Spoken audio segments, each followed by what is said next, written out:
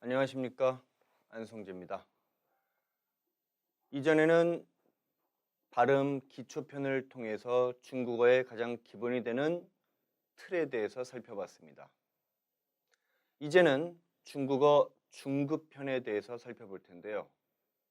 저는 처음에 말씀드렸다시피 중국어를 초급과 중급으로 나눈 데 있어서 가장 중요한 기준이 되는 것이 바로 문장이 단문이냐 아니면 복문이냐로 나누는 것이었죠. 이제 우리는 이 중급편을 통해서 복문을 만드는 형태들을 하나씩 살펴볼 겁니다.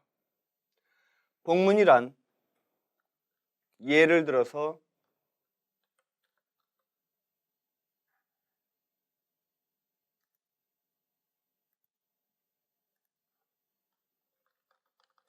그녀는 예쁘다. 나는 그녀를 사랑하지 않는다. 이렇게 두 단문을 만들 수 있습니다. 그런데 복문이란 이 각각의 단문을 하나의 문장으로 만드는 것이죠. 그렇다면 우리는 이 각각의 두 단문을 어떻게 하나의 복문으로 만들 수 있을까요? 바로 앞에 비록이라는 표현을 넣어주고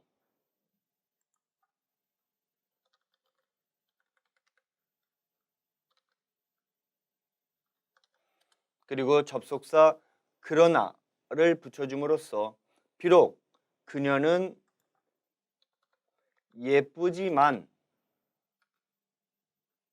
그러나 나는 그녀를 사랑하지 않는다라는 형태로 만들어줄 수 있는 겁니다. 따라서 우리는 이제 중급편 50과를 통해서 이러한 복문을 만드는 구조들에 대해서 살펴봅니다. 1과에서 배울 내용은 A가 아니라 B다라는 의미를 부여하는 형태입니다. 이러한 의미를 만들어줄 수 있는 구문은 여러 가지가 있는데요.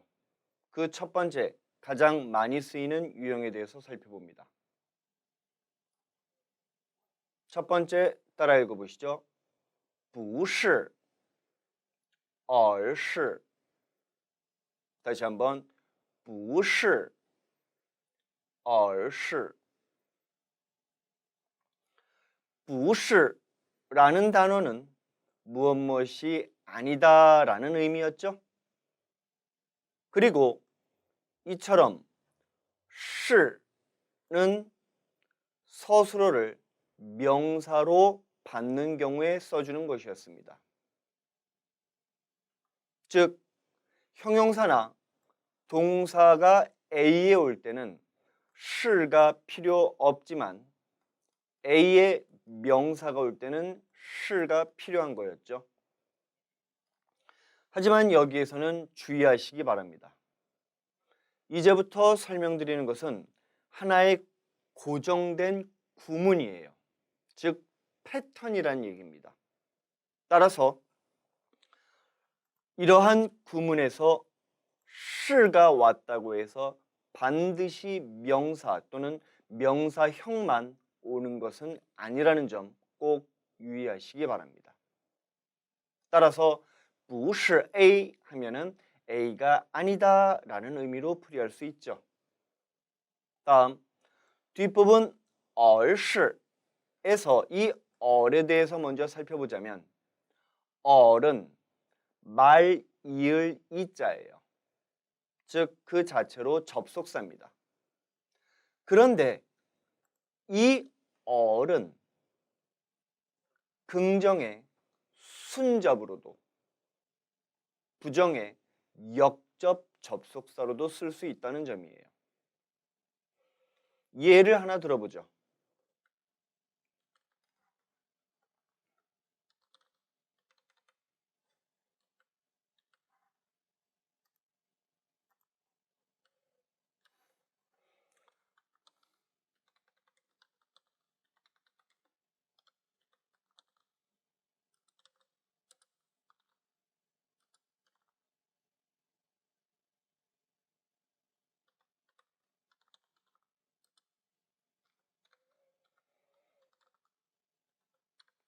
우리가 알고 있는 논어의 유명한 구절 중 하나입니다. 따라 읽어보시죠. 学而时习之学而时习之学 배웁니다. 时 항상 시 익히는 거죠. 知 그것을. 이때 어른 学而时习之 배워서 항상 그것을 익힌다면 이라는 의미로 쓰이기 때문에 이때 어른 순접 그래서 그리하여로 풀이되는 겁니다. 반면에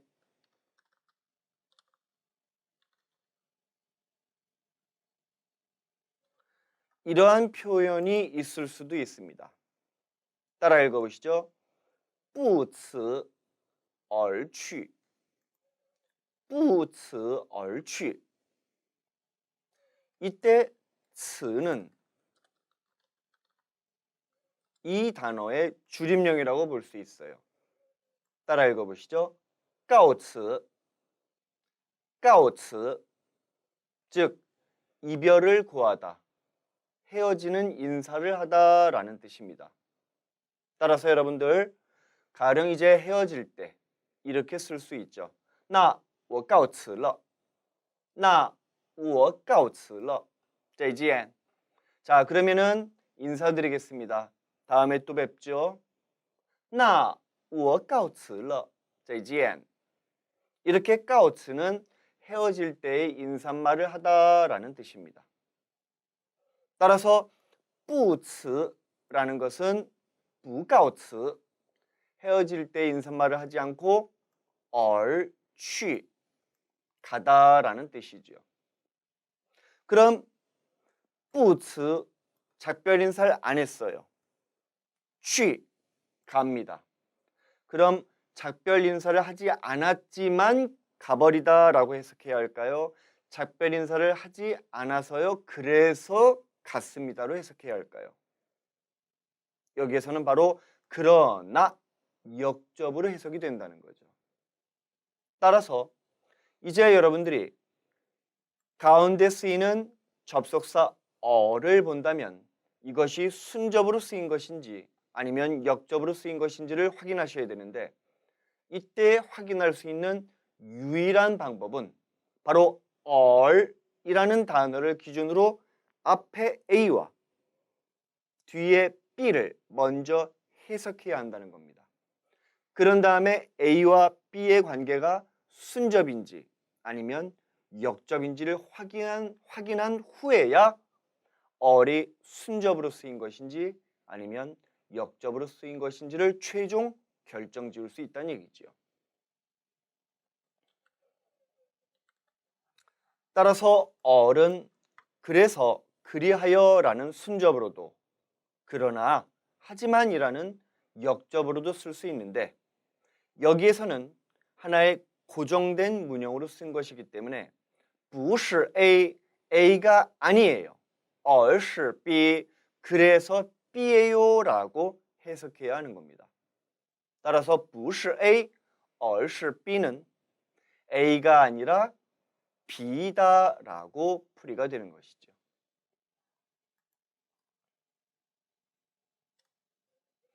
이미 말씀드렸다시피 시가 왔기 때문에 A와 B 자리에는 반드시 명사 또는 명사구가 와야 한다는 오해는 버리시기 바랍니다. 이는 하나의 고정된 구문입니다.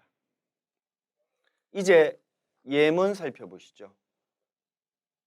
人民需要的不是财富而是自由 다시 한번 人民需要的不是财富而是自由 인민, 백성, 국민이 필요로 하는 것은 财富, 재부, 재산이 아니라 自由, 자유입니다 라는 뜻이 되겠죠. 이미 초급편에서 말씀을 드린 바 있습니다. 人民 국민 그리고 老百姓은 모두 같은 의미를 지니지요. 따라 읽어봅니다. 人民, 国民, 老百姓. 이 세 단어는 모두 같은 의미를 지니지만 다만 국가에 따라서 자주 쓰는 단어가 달라질 뿐입니다. 우리나라는 민주주의를 지향하기 때문에 국민이라는 단어를 쓰는 반면 북한은 사회주의이기 때문에 인민이란 말을 쓰죠. 중국도 똑같습니다. 중국 대륙은 사회주의 국가이기 때문에 人民이라는 단어를 더 많이 써요. 반면에 타이완,香港, 대만, 홍콩은 国民이라는 단어를 더 많이 씁니다. 물론 서로 각자의 단어를 써도 상대방이 알아듣는 데는 아무런 문제가 없습니다. 老百姓은 모두 다 쓰는 표현이죠. 바로 백성입니다. 특히 중국어는 짝수를 선호하는데 그럼에도 불구하고 앞에 이렇게 라오를 붙여줘서 세 글자, 즉 홀수로 만들어준 이유는 百姓이라는 단어만 쓰면 성을 가진 사람들, 즉 귀족 계층을 뜻하기 때문에 그 오해를 벗기 위해서 라오라는 단어를 첨가해줬다라는 사실도 다시 한번 떠올리시기 바랍니다. 이때 라오는 늙었다가 아니라 세월이 오래되었다, 그만큼 항상 거기에 살았다. 그래서 깊이가 깊다, 성숙하다라는 의미로 풀이해야 하는 것이죠. 여기에서 라오는 백성은 항상 그 땅에서 살아온 사람들이니까 항상이라는 의미로 풀이해도 무방하겠습니다.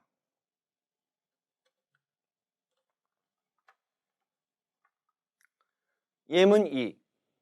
教练不是不理你而是太关心你 다시 한번 教练不是不理你而是太关心你 먼저 단어부터 살펴보시죠.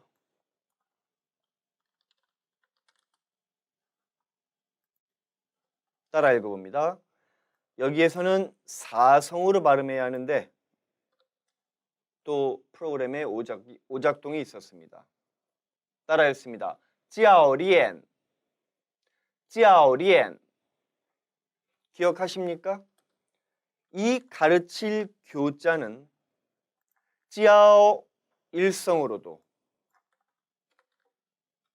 그리고 지금처럼 教 사성으로도 발음되는 포인즈, 뚜어인즈였죠. 즉 한 글자에 2개 이상의 발음 성조 의미를 지니는 단어라고 했습니다.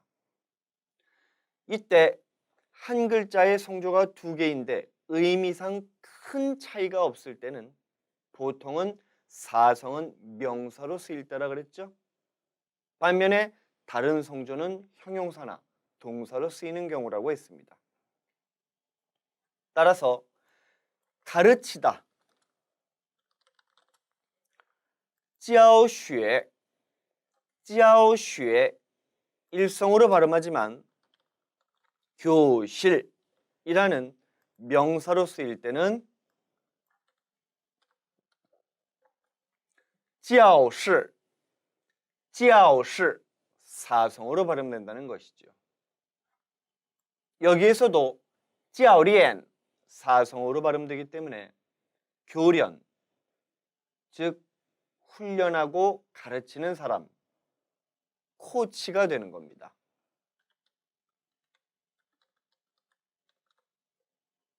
따라 읽어보시죠. 教练 教练 코치입니다. 그런데 중국인들은 이 앞에 주를 써서 主教练 또는 종을 써서 总教练이라고 표현하는 경우가 있어요. 여기도 모두 사성으로 바꿔 써줘야 합니다.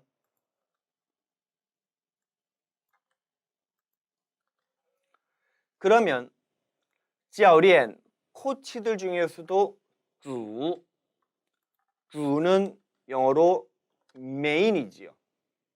즉 주된 코치라는 뜻에서 主教练 하면은 바로 감독이 되는 겁니다. 같은 표현 코치들을 총괄한 존재라는 뜻이니까 역시 감독이란 뜻이지요. 따라 읽어봅니다. 主教练 总教练 코치는 不是 아니에요. 뭐를 不理你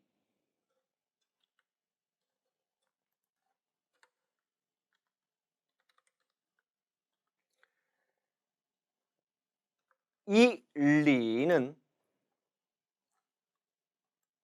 관여하다, 신경 쓰다라는 의미로 쓰여요. 따라서 비슷한 말로는 다음의 단어가 있지요.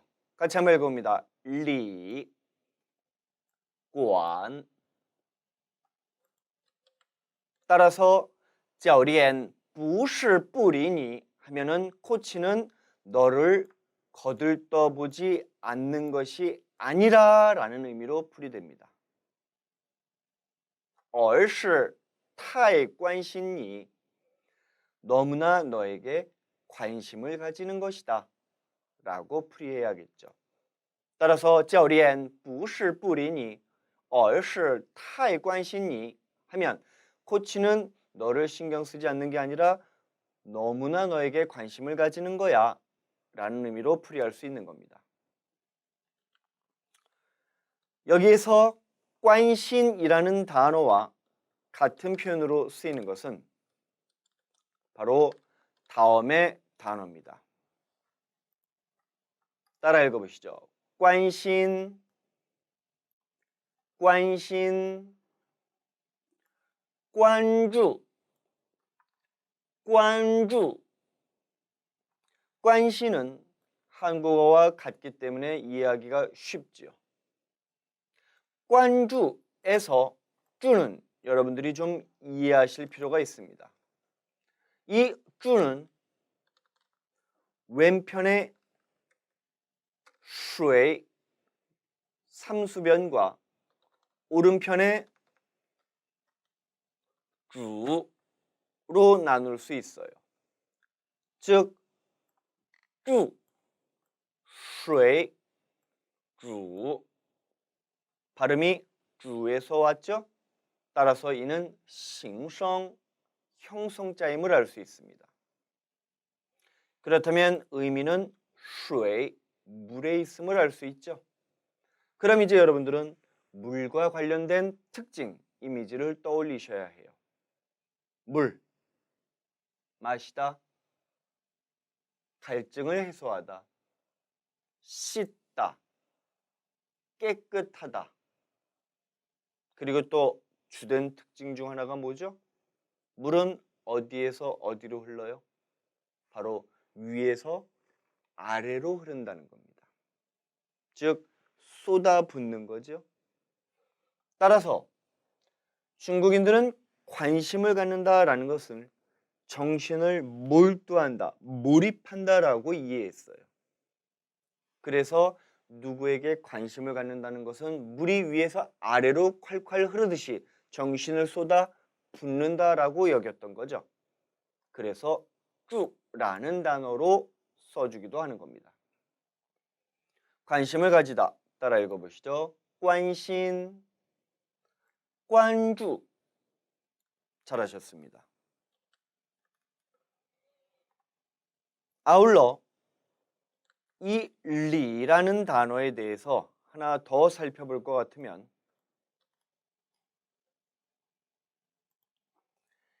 이 리는 신경 쓰다, 관심을 가지다 라고 말씀을 드렸으니 반대말은 뿌리가 되겠죠. 그럼 뿌리니 하면은 너 신경 안 써, 너 이제 관심 껐어 라는 의미로 쓸 수 있는 겁니다. 그런데 간혹가다 이런 경우가 있을 수 있어요. 예를 들어서 남자친구와 여자친구가 함께 나란히 앉아 있습니다. 남자친구가 영희야, 이리 와. 뽀뽀할까? 이럴 때 여자친구의 반응이 이런 표현으로 나올 수 있다는 거죠. 讨厌,不理你. 讨厌,不理你. 그럼 직역을 하면은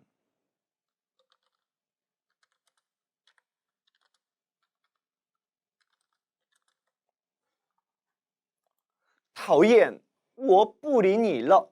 아우 미워. 난 너 이제 신경 끌 거야. 너 이제 상대 안 할 거야 라고 해석이 됩니다.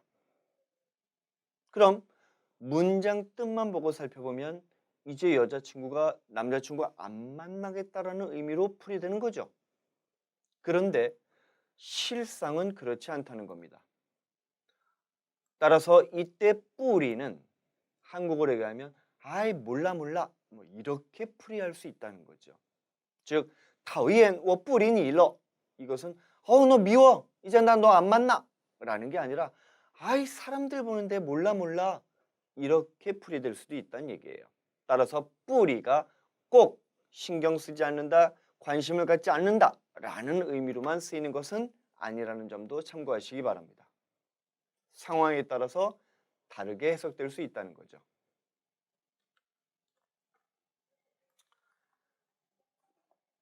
이제 두 번째 구문 보시겠습니다. 두 번째는 눈치채셨겠지만 不是, 而是에서 是가 빠진 거죠. 따라서 이때는 A와 B의 명사 또는 명사구는 올 수 없다는 점에만 유의하시기 바랍니다. 즉 不是, 而是의 구문에서는 명사, 명사구 또는 다른 품사가 올 수도 있지만 不, 而의 형태에서는 명사나 명사구는 올 수 없다라는 점에 유의하시기 바래요. 예문 따라 읽어봅니다. 今天我不坐火车而坐飞机. 다시 한번. 今天我不坐火车而坐飞机. 오늘 나는 기차를 타지 않고 비행기를 타요 라는 뜻이 되겠습니다.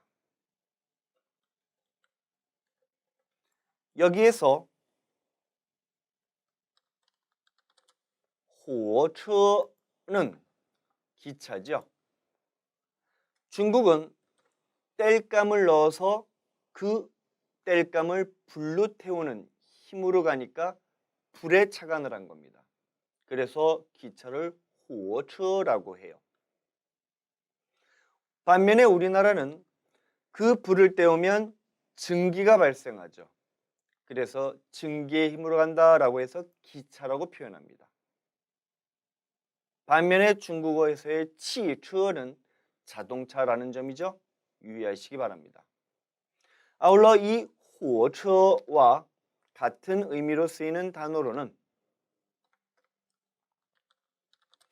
다음의 단어도 있죠. 따라 읽어봅니다. 列车, 列车, 즉 열차라는 것은 화물 또는 승객칸이 이렇게 나란히 열로 되어 있잖아요. 그래서 열을 지어서 가는 차다라고 해서 列车라고도 쓴다는 점입니다. 오늘날 중국에서는 기차를 火车, 列车 모두 다 잘 쓰니까 어떠한 단어로 쓰셔도 무방합니다.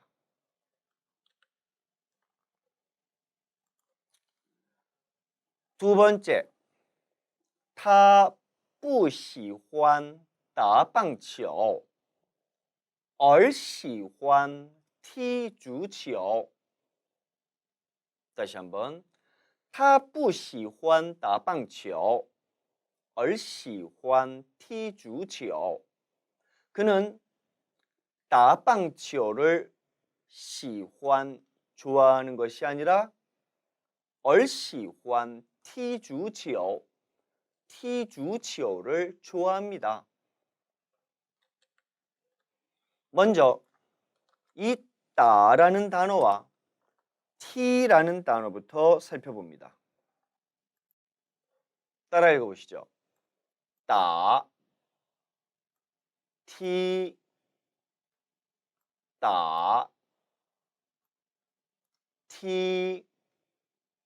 이 따라는 단어는 왼편을 보시면 手, 순수변이 있음을 알 수 있죠. 따는 때릴 타자 아닙니까? 따라서 중국인들은 손을 위주로 하는 운동 경기는 동사를 따로 써줍니다. 반면에 따라 읽어보시죠. T, T. 이 T는 왼편에 주, 발족자가 있지요. 따라서 T는 발로 차다라는 뜻인데 운동 경기를 표현할 때는 발을 위주로 하는 경기를 하다라는 의미로 풀이됩니다. 따라서 손을 위주로 하는 경기는 따, 발을 위주로 하는 경기는 T로 써주죠. 그러므로 따라 읽어봅니다. 棒球, 棒球. 한국은 일본의 단어를 그대로 써서 들판에서 한다, 야구라고 써요. 반면에 중국인들은 야구 경기를 보고 가만히 그 특징을 보아하니 희한하게 방망이를 들고 하더라라는 겁니다. 그래서 방망이, 몽둥이, 막대기라는 의미를 지닌 봉자를 붙여준 거예요. 그래서 棒球, 棒球, 막대기로 하는 구기 경기다 라고 해서 棒球를 야구로 쓰고 있습니다. 이 빵이란 단어는 우리 이 단어를 통해서 익히 알고 계시죠? 따라 읽어봅니다. 如意棒, 如意棒, 如意, 뜻과 같이 되는 빵, 막대기라는 거예요. 누가 쓰는 거였죠? 그렇죠. 바로 서유기에 나오는 주인공 순우콩, 순우콩, 손오공이 쓰는 무기였습니다. 따라서 빵, 막대기, 봉, 그리고 루이는 뜻대로 된다라는 의미로 되는 것이죠. 자, 그러면 루이가 뜻과 같다는 뜻에서 뜻대로 되다니까 그럼 이제 응용해서 여러분들 이 단어도 이해하실 수 있겠죠. 따라 읽어봅니다. 不如意, 不如意. 그러면 뜻처럼 안 된다라는 의미로 쓸 수 있는 것이죠. 가령 예를 들어서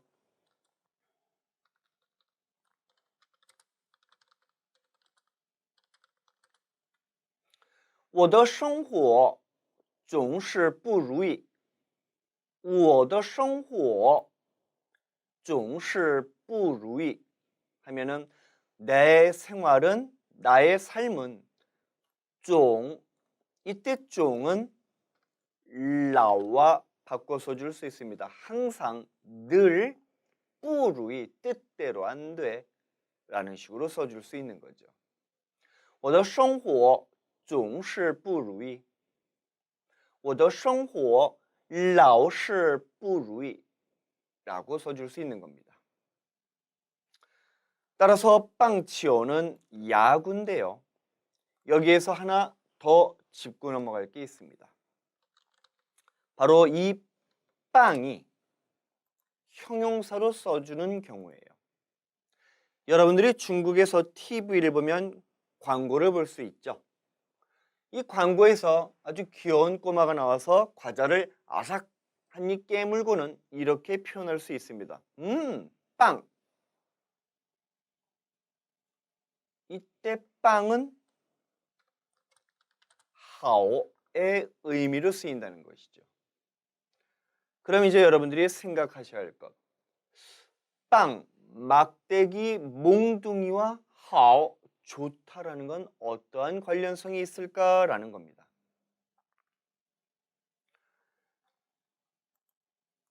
사실 이때 쓰는 빵은 원래 모양이 이겁니다.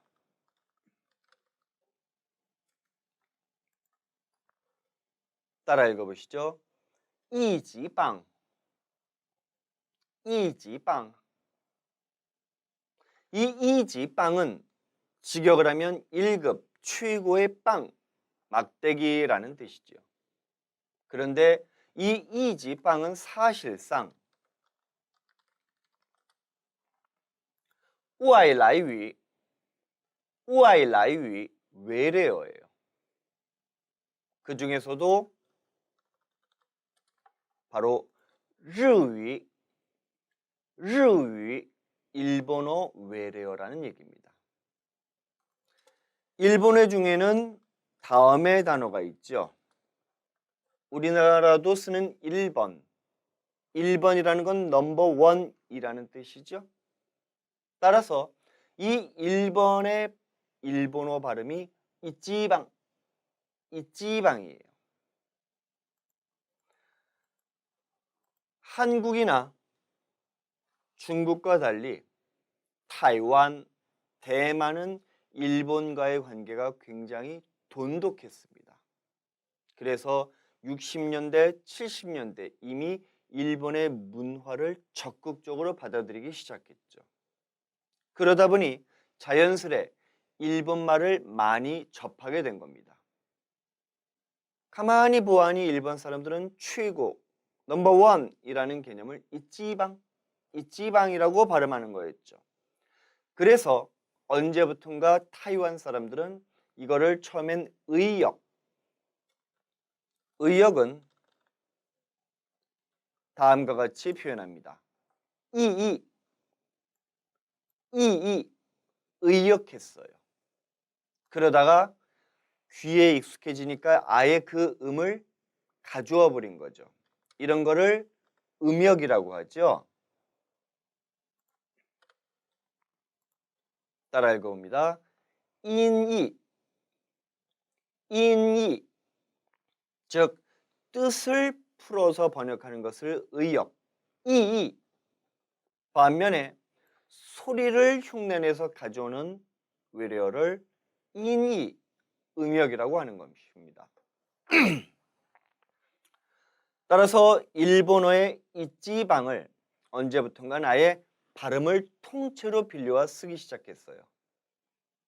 그렇게 해서 만들어진 표현이 이지빵입니다. 실제로 타이완에서는 아직도 이지빵이 좋다, 최고다라는 뜻으로 쓰이죠. 그리고 글자가 기니까 점차적으로 줄어서 이제는 빵이라는 단어만 쓰게 된 겁니다. 그리고 이것이 자연스레 중국 대륙에까지 넘어온 거죠. 혹자는 아니다. 이 빵은 원래 만주어다라고 얘기하는 사람들도 있는데 저는 아직까지 그 근거가 되는 문서, 기록을 본 적이 없습니다. 따라서 근거가 나온다면 제 이론은 틀린 거니까 고치겠습니다.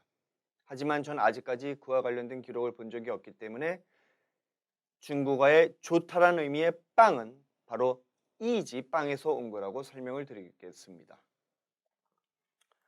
따라서 중국어에서는 빵과 하오 모두 좋다라는 의미로도 쓴다는 것도 함께 이해하시기 바라요. 따라서 따빵치오, 빵치오는 손으로 하는 거니까 따를 쓰는 거죠. 반면에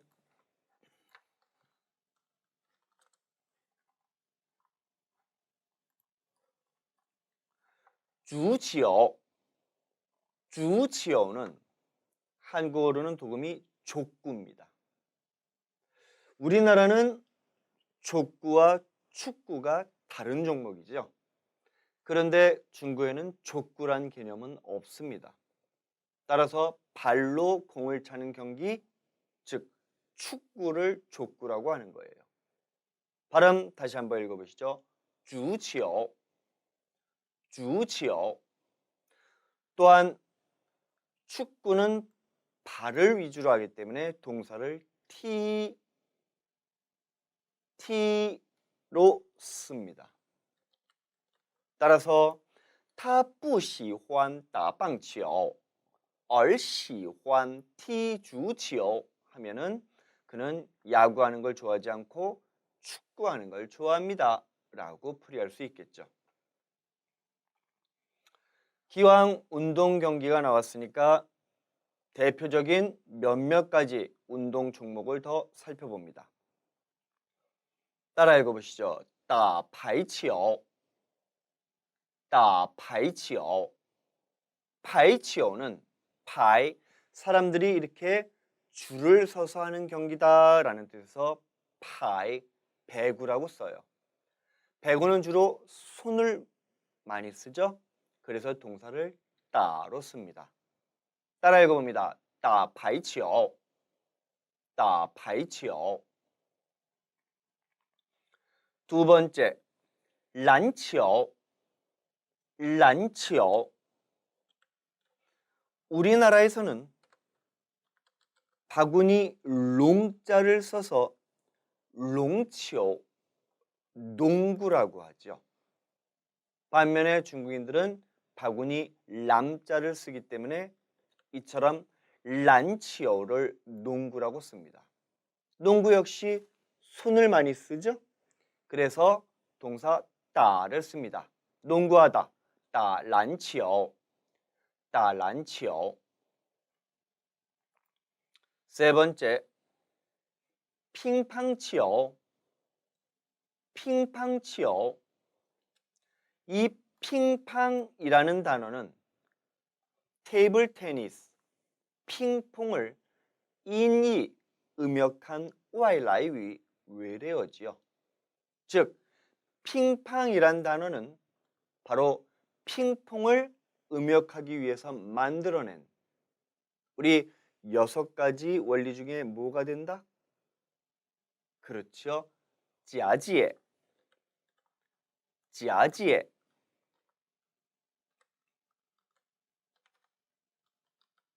바로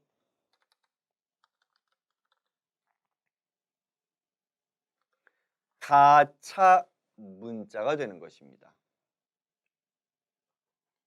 가차란 거짓으로 빌려왔다는 것이죠. 즉 실제는 없었는데 마치 있었던 것처럼 만들어서 쓴다라는 뜻입니다.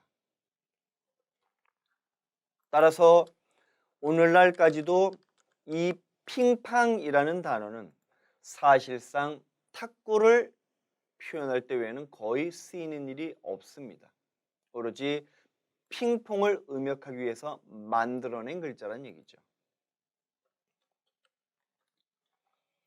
다음, 타이지추엔, 타이지추엔, 태국권입니다. 태국권은 손도 쓰고 발도 씁니다. 하지만 가만히 보시면 주로 손을 더 많이 쓰지요. 그래서 따를 쓰는 거예요. 다음, 티 타이拳道, 티 타이拳道. 타이拳道는 타이, 찰태자입니다. 옆에 발족자가 있으니까 발로 차다라는 의미라는 것 이해하시겠죠? 拳, 주먹 권자죠. 따라서 태권도는 발로 차고 주먹으로 치는 무술이다라는 뜻인데 아시다시피 태권도는 발도 쓰고 손도 쓰지만 주로 쓰는 건 발입니다. 그래서 중국인들은 동사로서 티를 많이 쓰는 거예요. 따라 읽어봅니다. 티 타이拳道, 티跆拳道. 그리고 따라 읽어보시죠. 橄榄球, 橄榄球. 따라 읽어보시죠. 橄榄, 橄榄. 이 橄榄은 영어로 얘기하면 바로 올리브입니다. 올리브 나무죠. 여러분들 아시다시피 럭비공은 타원형입니다. 타원형은 중국어로 다음과 같이 표현하죠. 따라 읽어봅니다. 토유엔, 토유엔. 바로 올리브 열매는 이런 타원형이기 때문에 럭비는 그러한 타원형 공을 가지고 한다라는 의미에서 깔란, 즉 올리브라는 열매 이름을 따온 겁니다. 따라서 깔란치오 하면은 올리브 열매와도 같은 타원형 공을 가지고 하는 운동 경기다라는 뜻이 되는 거죠. 이제 마지막 주의할 사항을 보시겠습니다. 방금 설명드렸던 뿌, 얼의 형태는 不是, 얼시에서 시가 생략된 형태죠. 그런데 이 뿌, a, 얼, b는 다음과 같은 구문으로도 쓸 수 있어요. 예문 보시겠습니다. 我不想去旅游而留在家里了. 다시 한번 我不想去旅游而留在家里了. 나는 여행을 가고 싶지 않아요. 그래서 집에 머물렀어요. 라고 풀이되는 겁니다. 이때 문장에는 뿌와 얼이 있지만 문장의 해석은 A가 아니라 B다라는 뜻으로 풀이되는 게 아니죠. 그냥 뿌, 뭐뭇이 아니에요. 그래서 뭐뭐 했어요 라는 자연스러운 순접 문장이 될 뿐이라는 얘기입니다. 그러면 문장에서 뿌, 얼이 왔는데 어떠한 문장은 뿌, A, 얼, B에 고정된 문형이고 어떠한 문장은 지금처럼 단순히 뭐뭐가 아니라서 그래서 뭐뭐하다라는 순접의 접속사로만 쓰였을 경우도 있다는 얘기입니다. 그렇다면 이것을 어떻게 손쉽게 구별할 수 있을까요? 의외로 답은 간단합니다. 뿌 A, 얼 B가 不是A, 而是B처럼 고정된 문형으로 쓰였을 때는 뿌와 얼 뒤에 오는 구절이 대꾸를 이룹니다. 즉 단어는 다르지만 문장의 구조, 형태가 같아요. 보세요. 坐火车, 坐飞机가 되는 거죠. 다음 문장 보시겠습니다.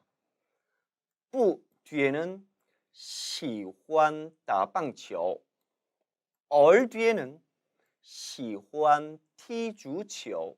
이렇게 문장 구조가 대꾸가 되는 겁니다. 똑같다는 얘기죠. 반면에 단순히 뭐뭐 안 했어요. 그래서 뭐뭐 했어요. 라는 순접의 접속사로 쓰였을 때는 뿌, 얼 뒤에 있는 문장이 想去旅游,留在家里了. 대꾸가 되지 않는다는 거예요.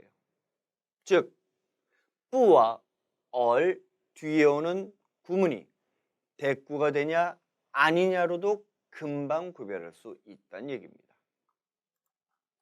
따라서 정리를 통해서 다시 한번 여러분들 이해하시기 바랍니다. 이렇게 해서 일과 설명을 마쳤고요. 잠시 후에 1과 연습 문제를 읽어드리도록 하겠습니다.